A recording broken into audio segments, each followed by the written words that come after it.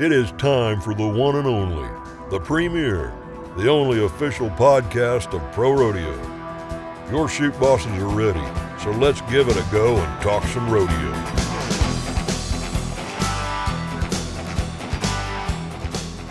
Hello, everyone, and welcome inside the Thomas & Mack Center here in Las Vegas. Time for another special NFR edition of the Chute Bosses podcast, brought to you by Husky Trailer Parts Company. Tanner Barth, Tim O'Connell here, and what a night it was in round number 9. We get one step closer to crowning a world champion. And Tim, we saw some interesting things shake out. Some races, we now know who is the favorite to win the world championship. Some races, we have no idea, and we're going to have to wait to see tomorrow night. The bareback riding, the biggest one, because there's 4 players. The other ones, most of them are down to A 2 couple men, can, yeah. and obviously all week 2 women. Yep. But there's no clear favorite in any of these races. Like, these races are down to how well can you do in 8 seconds? How fast can you be? It's, let's just use the barrel racing as the time here. Everybody's world championship will come down to 14 seconds or less. 14 seconds of your very best, and how your dancing partner will be tomorrow. If you're in a world title race, you don't sleep tonight. You're losing sleep. You're sitting there, your brain's running. Every scenario runs through your head.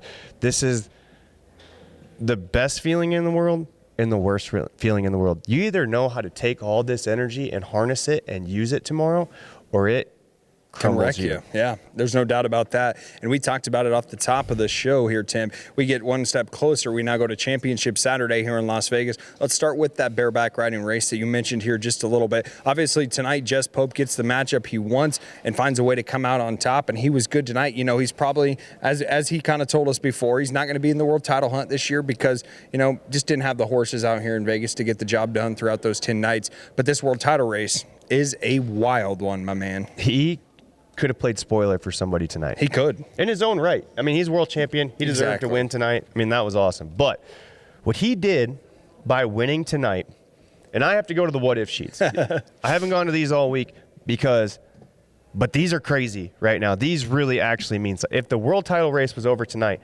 Bradley Miller is the world champ. So you're now, forget about the fact of how it ends. You got to look at advantages. Going into the 10th round.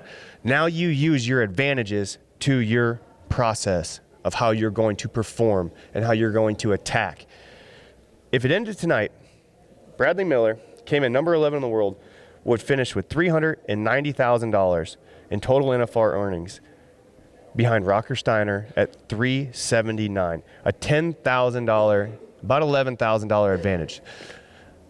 Rocker needs Cole Franks to win this average. Yes, he does. He has to, because Dean Thompson is sitting there second the average and Third in the world standings. third in the world, 369. That difference between first and second is about $11,000, somewhere in there. Yeah. 11,000. He places high in the round tomorrow. There it is. There's your money for Dean Thompson. And Rocker's not going to get an average check. He has to go at the round tomorrow.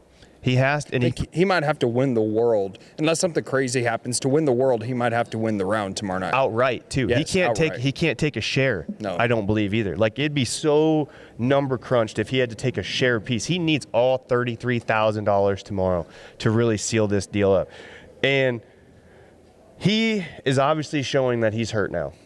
Keenan Hayes is not. Yeah, Keenan, yeah. He's having troubles where he shouldn't have troubles. He's really the outsider looking in this race at 358. I mean, to finish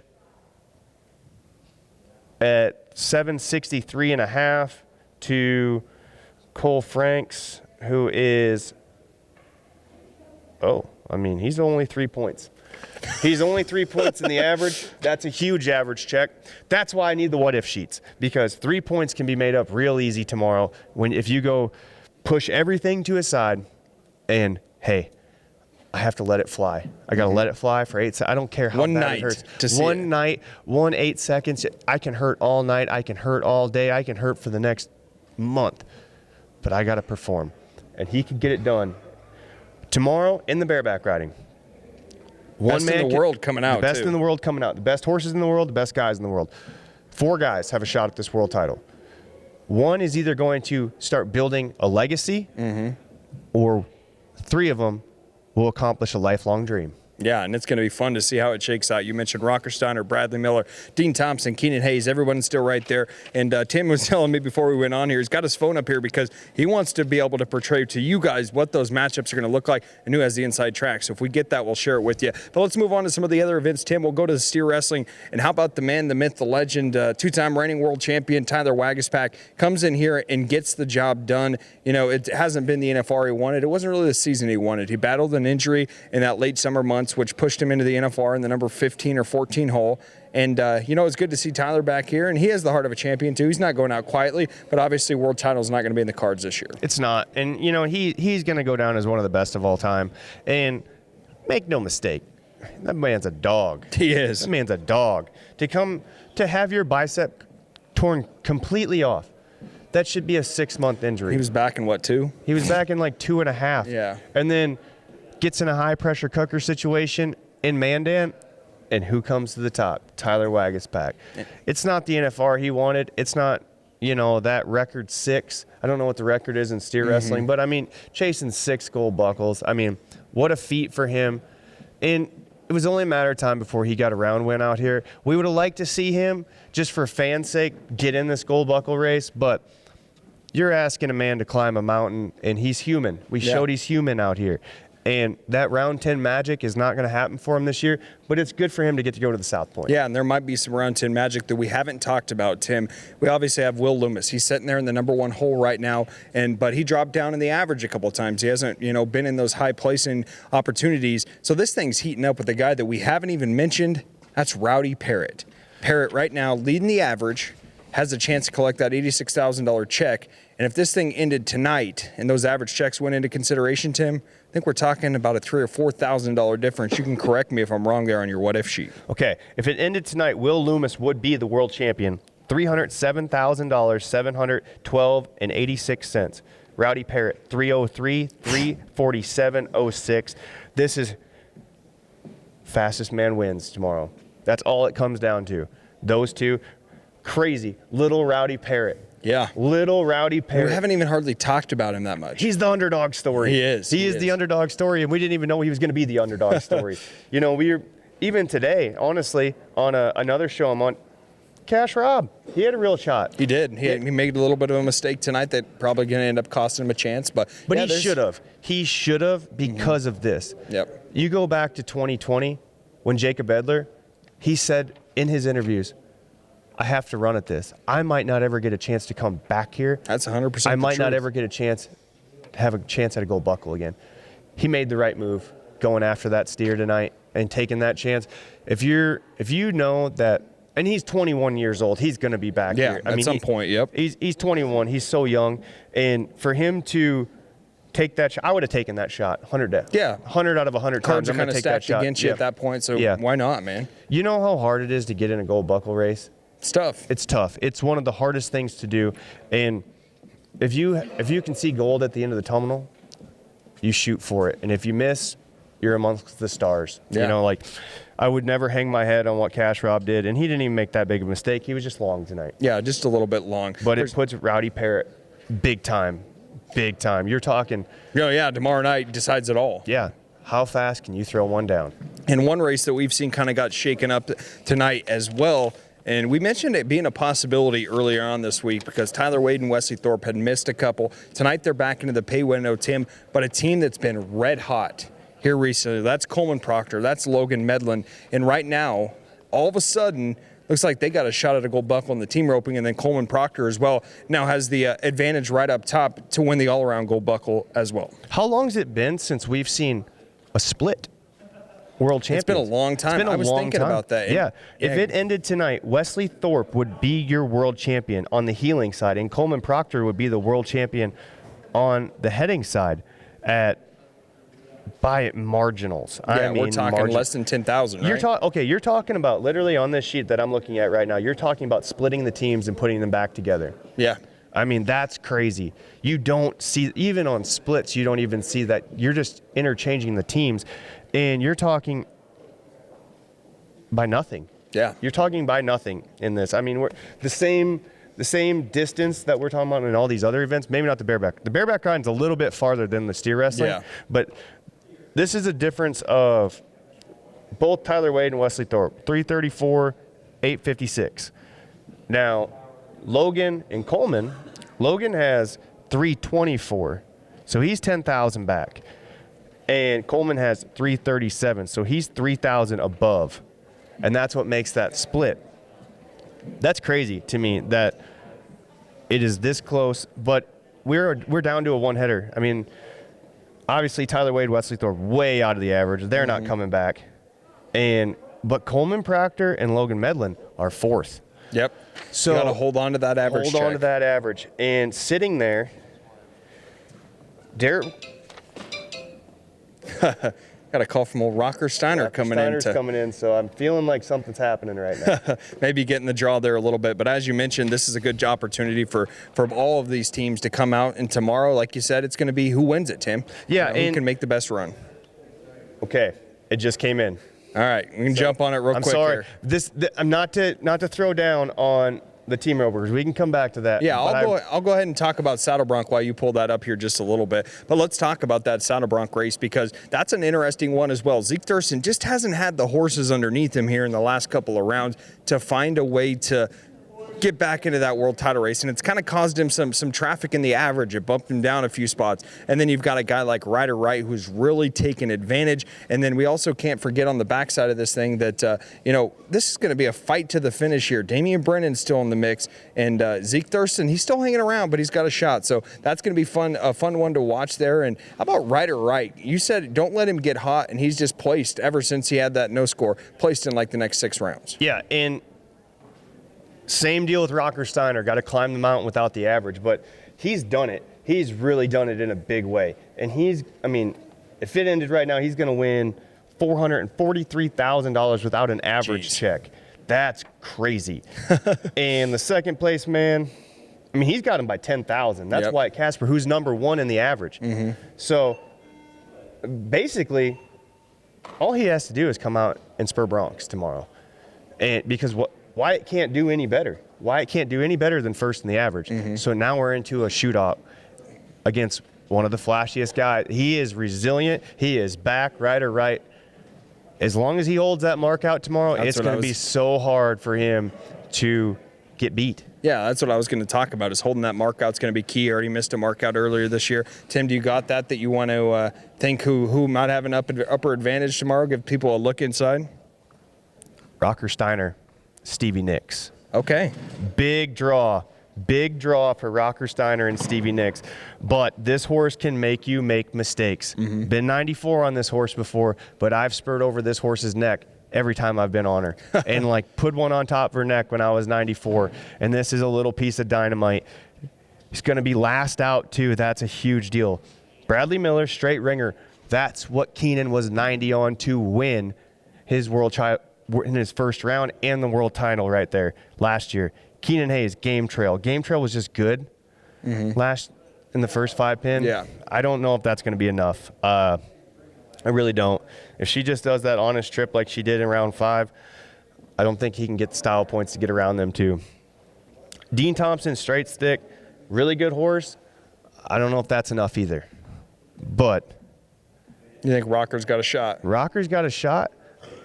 But the dark horses come into play. Who's that? Jess Pope, Virgil. Oh, wow. And Leighton Berry, Nightcrawler. So that could be some average checks right You're there. talking both horses 90. There's some round average checks. the round checks. Yeah. And that could play a huge factor. Rocker needs those big checks because once you start getting down to the bottom, those pay slots drop way off. They do. They drop way off. And the guy that I really thought was going to be a dark horse in this race, R.C. Landingham, Agent Lynx. Wow. That horse was so good. Probably, in my opinion, the best horse out in round number 5 with Garrett Shadbolt. Man, you got me excited. I'm telling you what, man. I know we got to go to the other stuff, but the guys at the top, only Rocker drew at the top of the pin. Truthfully. but he didn't draw at the very top. There's 3 horses in there that are much better than Stevie Nicks at this point. Stevie Nicks has got some – it's going to be crazy. It's a shootout, and that's all it's going to be. But Rockersteiner definitely has the advantage on the draw, but he doesn't have the advantage in the round. In the entire round. Going to be fun to watch it shake out. I don't even know if Tim's going to sleep tonight after seeing that draw. Let's move on and talk about the tie-down roping a little bit. This is one that tonight maybe we see a little bit of separation at the top end of this thing. Obviously, it was a kind of a Riley Webb and a Shad Mayfield battle from the very beginning. They came in tonight number 1 in the world, number 2 in the world, number 1 in the average, number 2 in the average. And Shad Mayfield, unfortunately, has to use a second loop tonight. Missed on his first one. He was going for broke like we talked about. You know, last night we said, when's Shad going to put together one of those Shad runs that he has to do to win the world title? He ends up missing on his first loop tonight. Riley Webb, the kid is coasting right now, and he's in cruise control, and he's showing that world championship mentality of when you lead that average, maybe you don't go for 6.5-second runs. Talk about executing a perfect plan. Exactly. A perfect plan. Win the rounds early. Yep. Get up on top of the average. What's he go, 1, 2, 3? Yep. Or at least I think maybe 1, 2? Yeah, 1, 2. 1, 2 for sure. Maybe not 1, 2, 3. But he won like second. He did. Did he win 3 rounds? Did he win 4? I think he did, and he finished second in round 3. 3. Yes. That's what I'm thinking. Yep. So he's got 3 rounds in a second. Yep. Execute the I'm the hunter, not the hunted, gets in the driver's seat, goes right back to what wins him a world title. Talk about being able at a young age to execute a plan at the perfect time to put pressure on Shad and make Shad make a mistake. And tonight, you know, unfortunately, he missed that opportunity. But, yeah, Riley comes out, makes a clean run. I think he's your 2024 and your back-to-back world champion in the tie-down run. Yeah, he's easily in the – he's the only one that's in the driver's seat by himself. Go out there, do your thing. Like you're in a practice pen. You go and tie that calf down in 15 seconds, yeah, you're your world champ. No doubt about it. And let's talk about a race that hasn't been decided, a race that gained a little bit more. Let's bring out the barrel racing insider, Tim O'Connell, here a little bit. Cassie Mowry hits a barrel tonight, and we are locked about as close as you could be locked up in the barrel racing. So right now, how it stands, Hayla Kinzel gets the round win tonight. She goes back to number 1 in the world standings. Cassie Mowry slides down to 2. But in that average race, Cassie Mowry right now sets number 5 in the average. Hayla Kinzel jumps back in, and now she gets an average check, and she moves up to number 6. So I think it's a round win away, Tim.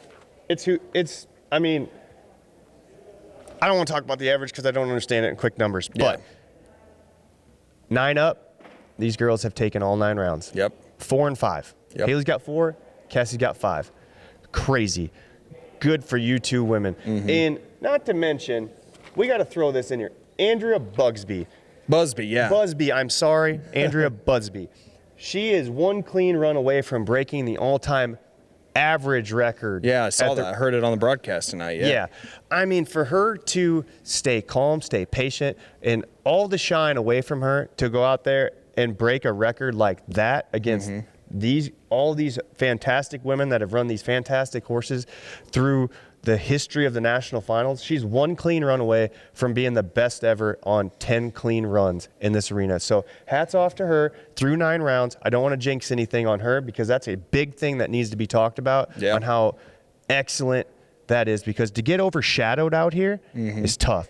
But at the end of the week, she's 1 clean run away from getting the 2nd most coveted buckle in the sport. Yeah, and also setting a record on top of her horse, Benny. That's going to be a fun one to watch. Let's move on and talk about the bull riding just a little bit. The average race is over in the bull riding. Josh Frost is your NFR average champion, and it's as close as it could possibly be to him being crowned the world champion. I know that maybe some publications do say it's over. You know, we're still a little bit away from being able to confirm that, but it looks like Josh Frost is going to be your world champion. The nail's in the coffin. It's 1 swing away. Yep. The only scenario that can happen tomorrow for Josh to finish runner-up for a 4th time is Cooper James has to win the round and be the only guy to ride. It ain't going to happen. Cooper, good for you. I believe you're poor and likely. I don't even know your draw. You're probably going to ride your bull, but somebody else is going to ride. This field of bull riders is really good. They cover bulls, and I don't believe the stars will line up in that favor, but we've seen it happen before, and I just don't foresee that. I just don't foresee it happen. Josh is so gritty. He's so willing to do whatever it takes, and so is the rest of the field. Yeah, I mean, there's going to be 2 guys covered tomorrow, even if Josh bucks off. I mean, I say this right now, and tomorrow you might look at me like, why did you say that right now? But, you know, he's one swing of the hammer away, and I believe Josh Frost is going to go out and ride his bull tomorrow and put an exclamation point on his first world title. Yeah, I would love to see it. There's no doubt about that. As Tim mentioned, you have to have that $108,000 for Cooper James. He's probably going to finish second in the average, so that would make it a $170,000 night if that could all happen. But that's asking a lot. You know, even if it's only two guys that ride, he's still going to come up short because Josh is going to win that $86,000 in the average. So that's going to be a fun one to watch, and looks like that's probably going to be Josh Frost, and what a deserving guy, no doubt about that. And, you know, earlier today I had a chance to sit down with our Saddle Bronc winner here in the round. We didn't really touch on him too much, but I want to talk about Lefty Holman, a guy that has had a tough NFR. You know, nothing's gone his way. The draw hasn't gone his way. He says he hasn't competed the best he has, and he comes out and goes 88.5 tonight to win the round. And how about another little championship pro rodeo tickled pink there? I mean, Championship Pro Rodeo, that's my brother's rodeo company. Yeah. I mean, he's got to be grinning from ear to ear. Didn't you call that in your picks? I did call that in my picks. I picked Lefty Holman on Tickled Pink. That looked like the most rider-friendly horse in this E-Pen as far as spurable. And if we've said it once, we've said it 1,000 times. It was only a matter of time. The man in red boots, his style is flashy. He can ride anything on any given day. But sometimes out here, when it rains, it pours, and you can get in your own head. And that missed mark out on the first opening round for him, that's tough to overcome. That's tough to overcome all the hard work and dedication and everything you did to come in here. And on the first night, you get dinged. Yeah, you get dinged. He's actually wearing white boots this year, Tim. We had red boots on in the opening. Oh, did he? Maybe he switched. He switched. I bet he put his other ones on. I'm pretty positive he had red boots because I thought he wore white boots. Yeah. And, you know, good for Lefty, though. Yeah. I mean, really good for Lefty. To come out here in the E-Pen, I love winning E-Pens because you're the baddest of the bad that night. You know, the rankest horses in the world, the best guys in the world, and you're the one that comes on top. That's like the third most prized buckle to me, in my mind, as far as, like, you really did something. Let's go to our interview and sit down with Lefty Homan. We're back right after this. Have you been searching for trailer parts? Check out HuskyTrailers.com for their huge selection of in-stock trailer parts. From axle kits to lighting, wheels and brakes to suspension, we have it all covered. For 62 years, Husky's been keeping their customers traveling down the road safely. Shop online at HuskyTrailers.com and use code NFR24 for 10% off. That's HuskyTrailers.com, where everything ships for free. Husky's proud to be an official partner of PRCA and the NFR. Husky Trailer Parts, generations of trust delivered. Welcome into your Husky Trailer Parts Company round-winning interview. We're in the Saddle Bronc riding today, and it's none other than Lefty Holman. You've been on the Chute Bosses before, a chance to chat with you here now in Las Vegas. Obviously, a great ride here tonight, 88.5 points on Championship Pro Rodeo's Tinkled Pink. Take me through the ride and what allowed you to have a little bit of success tonight. Yeah, that's a great bucking horse. I've been on that horse once before in San Antonio in 2020, and I got an 88 there as well. That's a kind of an ill-built horse that kind of kicks late and makes you really do your job. That horse is an eliminator because she's not easy to ride. As you can see, she had my chin there the whole time. It was kind of a blur the whole time, but just kept them swinging and got a big score and $34,000. Yeah, we talk a little bit about what the NFR can be. It can be ups, it can be downs. You haven't had the NFR you wanted. You know, obviously that's the case. How were you able to stay positive, and how good does this feel knowing that you got that kind of monkey off your back? Yeah, it feels great to be sitting here talking with you guys. You know, sometimes the sport's very humbling, and I've had a very humbling week. It wasn't horrible, but I think before tonight I'd only won about $35,000 or so, which for me that's my worst NFR I've ever had. I like to come out here and win rounds and have a chance at the world title, and it just didn't go my way. First couple rounds were slow, kind of drawn towards the middle of the pack or bottom of the pen every night, but to go out there and get a good score tonight and on a great bucking horse, it pays off my week. How do you stay positive during those times where it feels like nothing's going your way? For me, it's the people I have in my life. You know, my family, my friends. You could see Cooper James, Clayton Sellers, Rocker Steiner on the back of my chutes. I mean, those guys love me no matter what, and I love them no matter what, and we all tell each other that, you know. But I think for me, family's most important and the people in my life. How much are you looking forward to taking that baby girl across the stage tonight at the South Point? I can't wait. Whenever we were talking about it earlier, it brought tears to my eyes just thinking about it. I love her so much. She's changed my world upside down in the best way, and she's going to love the South Point. Well, enjoy this one tonight. Congrats. Thank you. There it is. Lefty Holman wins round number 9 of the 2024 Wrangler National Finals Rodeo presented by Teton Ridge. Cowboying is in our blood. Cowboying is in our bruises. It's in our rain-soaked jackets, in our calloused hands tested by barbed wire and rope, our mud-stained boots to the crown of our resist-all hat. You live out west for even the shortest time, and there's one thing you learn. You can't pretend out here. Resist all. We live it every day. And Lefty Holman, you can tell it means a lot to him. You know, this has been a tough year for Lefty. Obviously, his grandfather, John Witch Holman, passed away earlier. He was actually wearing a buckle tonight to remember his grandfather. And then he also welcomed his first kid into the family. And he got emotional, and he said he got teary-eyed just thinking about taking his daughter across the stage for the first time at the South Point. He's like, you know, that's going to mean something. That's something that him and his young family is going to remember for the rest of their lives. Yeah, I mean, there's nothing better than winning around at the National Finals Rodeo, but there's really nothing better than taking your children across that stage with you. And you knew that this affected Lefty, having his grandpa died. You know, like one thing that wasn't really talked about, they put his grandpa's ashes on their broncs at Pendleton. Yeah, I remember that was an awesome moment. I mean, what a tribute to a legendary cowboy. And no matter what, I mean, you feel something. That's a hole in your heart that doesn't get repaired.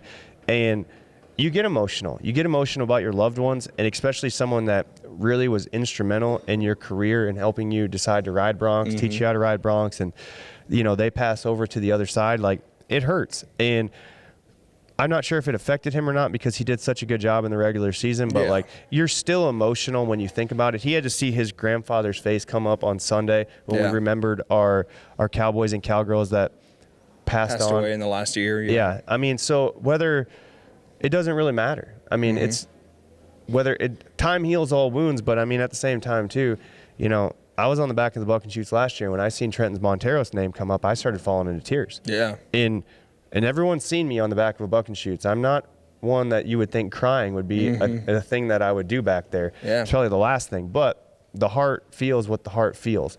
But for Lefty to be able to have this embrace with his family, to walk across that stage, more than likely going to give his little girl this buckle. Yeah. And it's a special moment. It's a special moment that he'll remember forever. Yeah, and we definitely appreciate him sitting down. Well, Tim, here we are. We wrap up 9 rounds. 1 round to go here in the Thomas & Mack to crown world champions. How excited are you, man?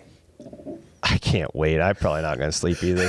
I figured you weren't going to. Let's go ahead and get out of here. I've got to get some sleep. O'Connell might not sleep. He's going to be out there thinking about those draws. But that's going to do it for another special episode of the Chute Bosses. Thanks to our sponsor here, Husky Trailer Parts Company, for making this all possible and running furniture for the set here in Las Vegas. Until next time, keep on rodeoing. He's addicted to danger, ruled by passion and pride. To pain and fear he's no stranger, but his lust needs to be satisfied. Hooked on an 8-second ride.